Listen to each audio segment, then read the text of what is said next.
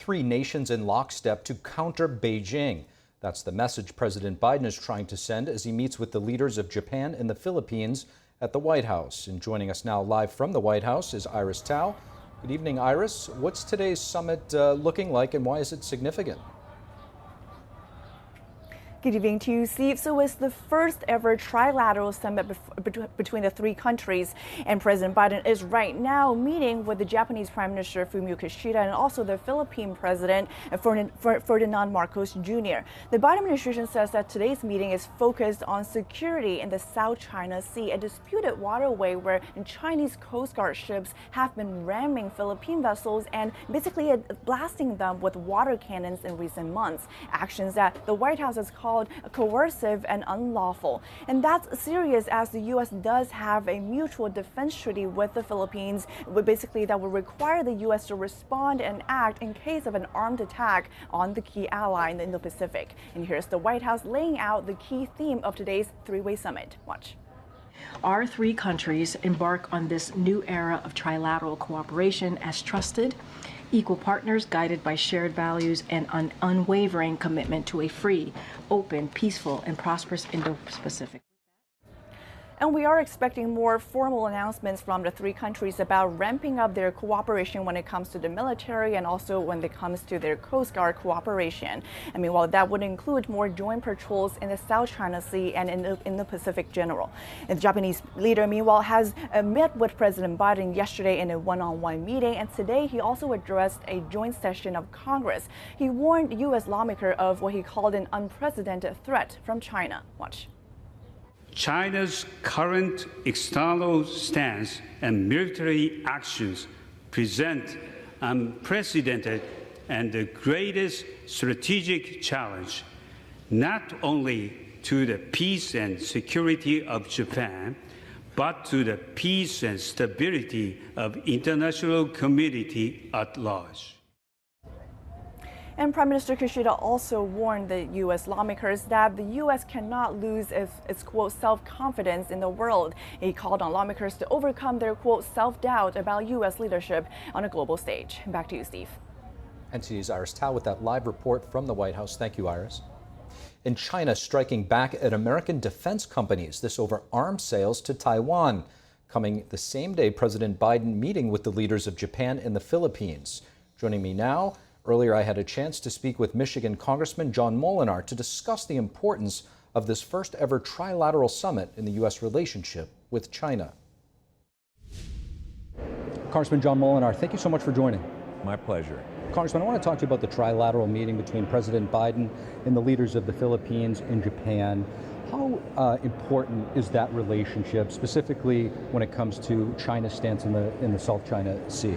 Well, I think it's really important that we continue to build strong relationships with our allies, friendly nations throughout Asia, and this would be an example of doing that. We heard from the Prime Minister today here at the Capitol, and he did a tremendous job talking about the close relationship, the alliance with Japan, the United States. I'm really pleased that Philippines is now part of this process, and South Korea and other nations. Very important that we work together, freedom-loving countries that want to respect the rule of law and continue to have markets and peace. When it comes to Taiwan's sovereignty, China is stepping up their aggression toward the United States, sanctioning U.S. military companies from entering China now because of the recent arms sale to Taiwan. Talk to us about this relationship. Well, it's an important relationship, and we have laws in place that have clearly identified that we will help Taiwan defend itself. And I was just there in the last couple of months. We met with President Tsai, with incoming President-elect Lai, and they are a strategic ally. They are a freedom-loving people who have free elections. And to me, it's important that they are recognized as a key partner in this process. Congressman, when it comes to Taiwan, the U.S.'s stance and policy has been one of strategic ambiguity, if you will. As China steps up its aggression, do you see this policy, the United States potentially outgrowing it, or is it still the best path forward? Well, I think it's important that we continue to arm Taiwan so it can defend itself.